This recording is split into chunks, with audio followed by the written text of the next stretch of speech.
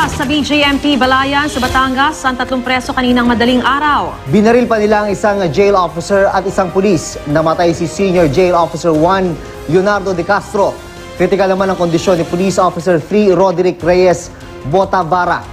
Tinukoy na ng pulisya ang 3 pugante bilang sina Aji Mendoza, Marvin Seralbo at Jesse Pega. At kaugnay po niyan makakausap natin si GMA News stringer Onofre Tenorio. Onofre?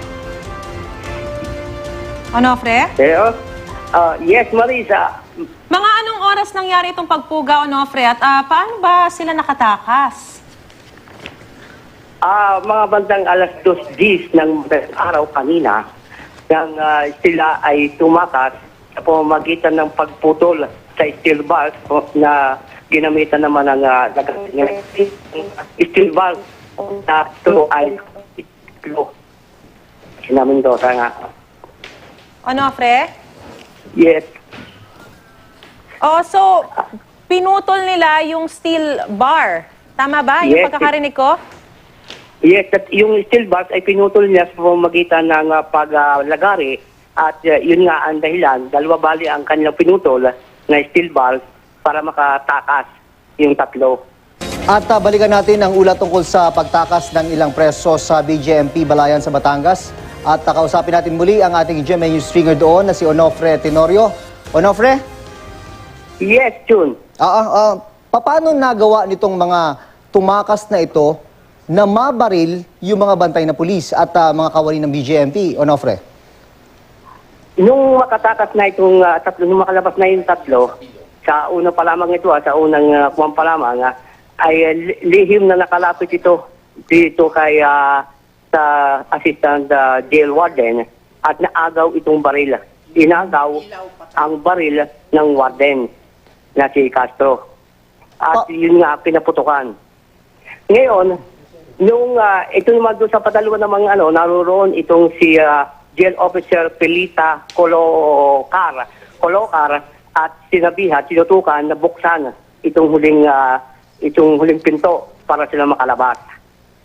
Yun ang dahilan kung kaya nakalabas sila dahil natutukan nga agad yung nasa labas na Jail Officer 1 habang binaril naman itong isa si Senior Jail Officer 1 de Castro. Onofre, paano daw nagawa ng mga pugante na mabaril yung mga bantay? Paano nila nagawang maagaw? Nabigla ba yung mga bantay nung paglabas nila ng kulungan? Yun ang sinasabi na nabigla nga raw yung bantaya. Yung unang bantaya na si De Castro. Kung kaya naagaw, dahil siya ang unang bantay doon sa unang selda, sa unang daan. At kaya nakuha yung baril. 3 itong lumaban sa kanya para maagaw yung baril. At paano din nila nagawang malagari yung rehas na yon? Ano yung dahan-dahan at tumagal na mga ilang araw? Kaya hindi sila napansin ng mga bantay, Onofre? Ayon nga sa aking info, ay inabot yata ng ilang araw nga. Dahil dahan-dahan ito, hindi naman po pwede na biglain daw. Dahil malapit lang yun. Nasa harapan lang naman yung selda, yung daan, yung dinaanan nila. Kaya siguro inabot baka 1 linggo mahigit, dahan-dahan, unti-unti, bago nakalabas. At yung ginamit nilang panlagari, paano na ipasok yun? Ang kuwan kasi, ang tingin nila, ang ginamit ay hindi mismo lagari, kundi yung kwerdas ng gitara. Kwerdas ng gitara?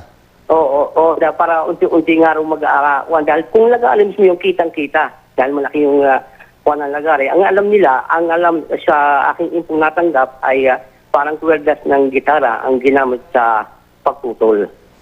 Dahil yun ay hindi masyadong maingay pag ginamit. Pwede pala yun. Anong status nung paghahanap sa mga pugante, Onofre?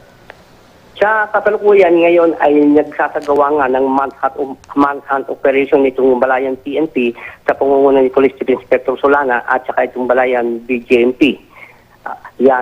Kasalukuyan kanina habang ako naroon ay sila gumagala at nagpapatuloy hanggang sa ngayon. Hinahanap yung 3. So may dalang baril, kinukonsider ito ng mga pulisya na armed and dangerous, Onofre? Oo, dahil may dala nga sila, nakuha yung baril ni Senior Jail Officer Juan De Castro at dala-dala nga itong baril at ito rin na nakatama dito kay Police Officer 3 Botavara. Nakasalukuyan ngayong critical pa rin.